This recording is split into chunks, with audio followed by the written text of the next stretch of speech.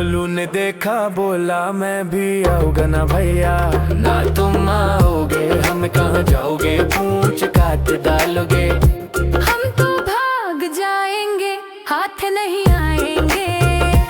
हम तो भाग जाएंगे हाथ नहीं आएंगे।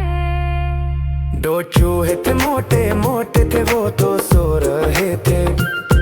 दो चूहे थे मोटे मोटे थे वो तो झूम रहे थे।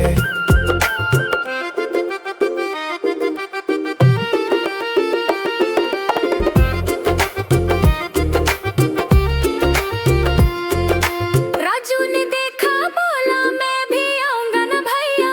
आना तुम आओगे हम भी कहाँ जाओगे, पूंछ काट डालोगे।